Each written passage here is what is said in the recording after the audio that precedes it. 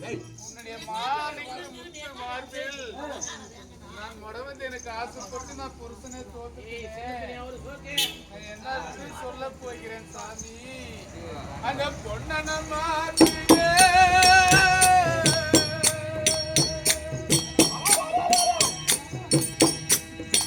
அந்த குரம்பு பாட்டாதா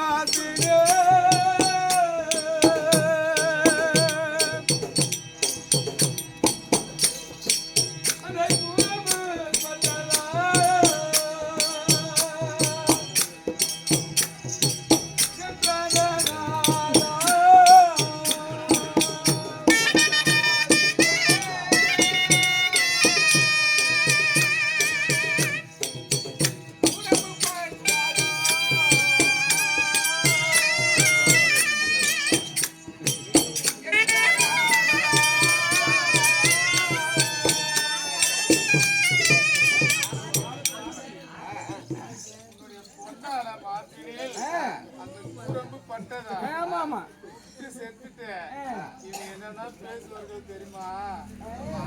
அந்த நாக்கு படித்தவர்கள்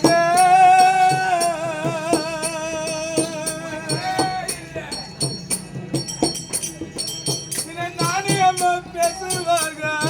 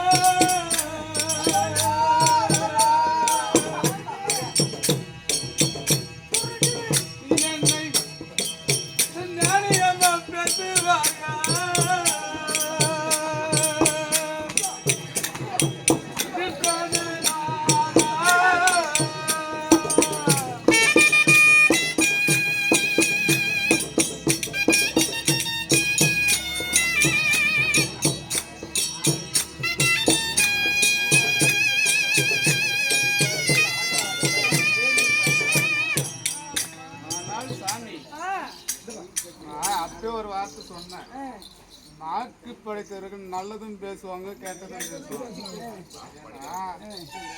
புருஷன் செத்துட்டு கொண்டாட்டி இருக்கலாம், நல்லா செஞ்சுக்கணும்மா. தப்பா எடுத்துக்காத, புருஷன் சேர்த்து கொண்டாடிக்கலாம். ஆனா கொண்டாடி சேர்த்து புருஷன் கூடாது. ஏன்னா புருஷன் கொண்டாடி தான் பத்து வீட்டுக்காரன் பார்க்க முடியும், இல்ல பார்க்க முடியாது. அதுக்கு விளக்கம் சொல்றேன். அதான் வாத்தியார்ன்றது. வாத்தியார் தவறு செஞ்சால் என்னை அடிச்சு நேர்வழியில போடான்லாம். ஏன்னா வாத்தியாருங்களே தான் தொன்று விட்டு துரோகிங்க. நல்லா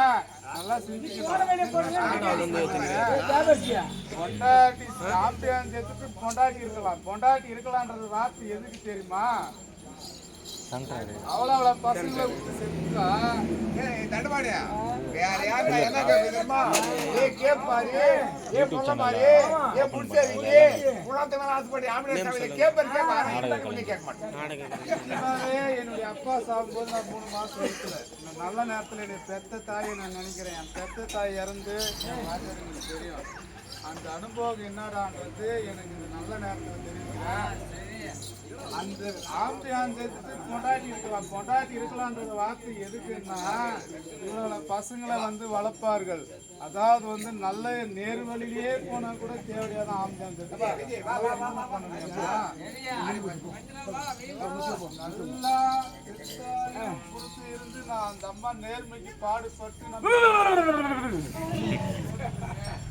அப்படி என்று சொன்னால் அந்த பசங்களை வளர்க்கறதுக்கு தான் பெற்ற தாய்.